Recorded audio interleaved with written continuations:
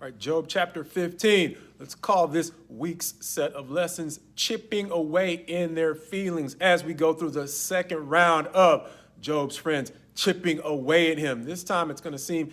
if it hadn't already been apparent, that the fact that they're chipping away in their feelings is compromising their common sense, something that Job is going to point out throughout this set of chapters, but he's really going to seem to identify that as an issue in chapter 21. However, starting out here in chapter 15, where Eliphaz is going to liken Job's words to wind, he's going to say that they are unprofitable as Job is basically doing away with the fear of God. And finally, he is going to say that they are hindering understanding. And that last point isn't all that different than the way that God is going to introduce his own words to Job as he says, "Who is this who darkens counsel with words without wisdom?" But as with Eliphaz's past statements, any truth that he identifies is going to essentially amount to maybe at best a half-truth, which is going to prove to be unprofitable, which is ironic because he is accusing Job of using words that are unprofitable. But he is going to build on his prior accusations by this time saying, "Job, your iniquity informs your mouth and your own mouth condemns you," at which point it would be appropriate for him to come up with some facts that specifically point out Job's iniquity and how they are condemning him. But once again, he's going to take another venture off into speculation, starting off with a relatively logical question. Were you around from the very beginning? Something that, once again, is not all that different than the way that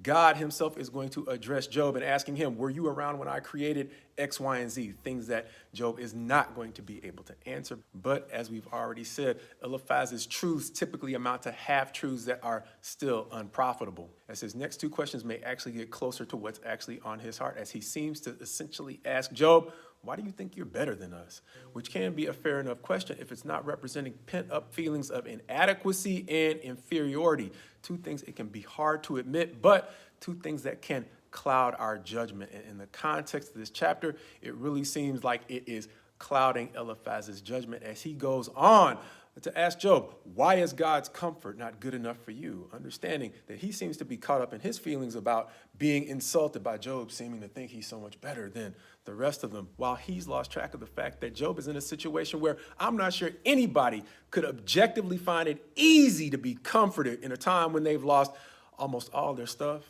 all their kids, and they're physically sick to the point where their own friends did not recognize them. That's not head cold, snots, and sniffles sick, but Eliphaz is so caught up in his feelings that he has lost his ability to see that just as he is in his feelings about some words, Job has some real reasons why it's not going to be easy to be comforted. Beyond that, he is going to once again begin to repeat himself in a way that looks like it's more redundant than productive, understanding that we've drawn the distinction between healthy repetition that can build themes or breed themes and redundancy that can suggest we've got nothing significant to say. And in this chapter, it's going to seem that Eliphaz, once again, doesn't really have anything significant to say because, once again, he has accused Job of having iniquity that's informed his mouth and his mouth being the actual source of his own condemnation, once again, with no facts whatsoever to support that claim. Instead, he's back off in the land of speculation. And as he ends up the chapter, he is going to presume to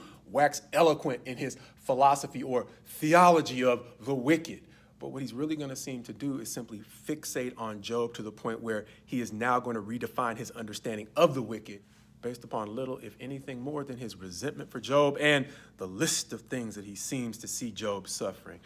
Fixating on Job in a way that compromises his ability to see broader truth about the wicked, which is why we are starting to get back into the habit of saying that my prayer for you is my prayer for me, that we not get so caught up in our feelings of either frustration or resentment against another person or group of people that we begin to lose our ability to see the broader truths about life that God is trying to show us.